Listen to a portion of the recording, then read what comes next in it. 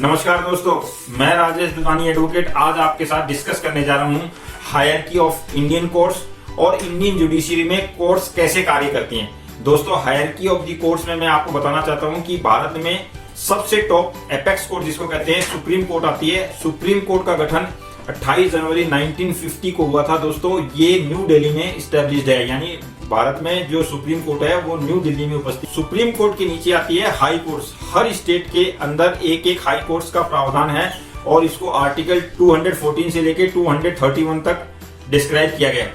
दोस्तों, हर स्टेट में एक हाई कोर्ट होती है, लेकिन इसमें अपवाद है। कहीं कहीं पे ऐसा देखा जाता है कि दो स्टेट्स के बीच में भी एक हाई कोर्ट है, जैसे Punjab and Haryana high court और साथ में चंडीगढ़ यूटी यानी चंडीगढ़ यूनियन टेरिटरी और पंजाब एंड हरियाणा दो स्टेट की हाई कोर्ट चंडीगढ़ में है।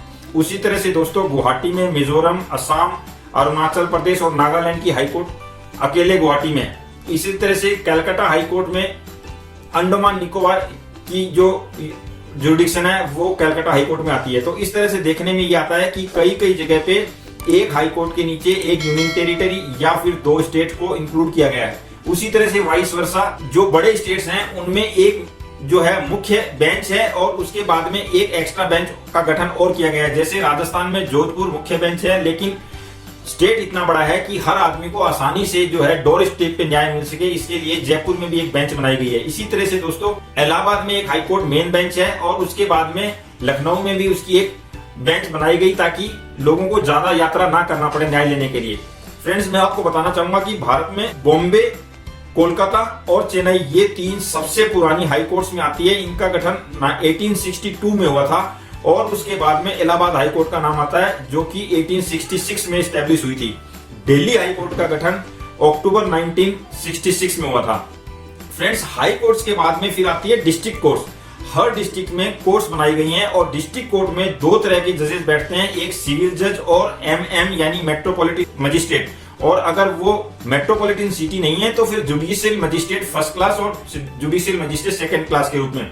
और सिविल जज, सिविल केसेस को देखने के लिए सिविल जज और क्रिमिनल केसेस को देखने के लिए क्रिमिनल कोर्ट्स। और उसके बाद में दोस्तों, क्रिमिनल कोर्ट्स में और सिविल कोर्ट्स में भी फिर सेशन कोर्ट और डिस्ट्रिक्ट कोर्ट। जैसे सिविल जजेस हो गए, सिविल जजेस के ऊपर में डिस्ट्रिक्ट जजेस।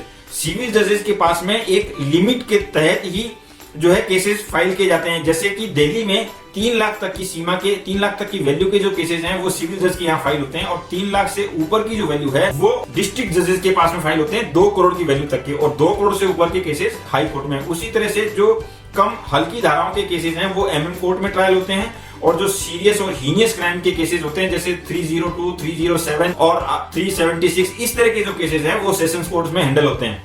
यानी कि जुडिशरी में सिविल जज, एमएम, उसके बाद में डिस्ट्रिक्ट जज और सेशन जज और उसके बाद में हाई कोर्ट्स और हाई कोर्ट्स के बाद में सुप्रीम कोर्ट। तो इस तरह से ये हमारी एक जुडिशरी की प्रक्रिया है। दोस्तों, जुडिशरी के ऊपर में वजन कम हो, केसेस की पेंडेंसी कम हो, इसलिए कुछ अलग कोर्ट्स बना दी गई हैं, जैसे कंज्यूमर कोर्ट्स यानी कंज्यूमर से रिलेटेड सारे केसेस कंज्यूमर कोर्ट्स में। उसी तरह से 18 साल से कम उम्र के जो बच्चे अपराध करते हैं उनके लिए जुवेनाइल जस्टिस कोर्ट्स अलग बना दी गई ताकि उनके केसेस वहीं पे ही चलते हैं। उसी तरह से रेवेन्यू से रिलेटेड कोई भी केसेस है वो रेवेन्यू कोर्ट में, और कॉमर्शियल डिस्प्यूट्स यानी कॉमर्शियल कोई लेन देन है तो वो कॉमर्शियल कोर्ट्स में फाइल किए जाते हैं ताकि सिविल कोर्ट्स और जो है क्रिमिनल कोर्ट्स के ऊपर में ज्यादा बर्डन ना हो। उसी तरह से दोस्तों, केसेस की संख्या को कम करने के लिए, बर्डन को कम करने के लिए कुछ ट्राइब्यूनल्स का भी गठन किया गया है। जैसे रेलवे के एक्सीडेंट केसेस को देखने के लिए रेलवे ट्राइब्यूनल बनाया गया है। उसी तरह से जो फाइनेंशियल इंस्टीट्यूशंस हैं उनको रिकवरी के केसेस के लिए डेट रिकवरी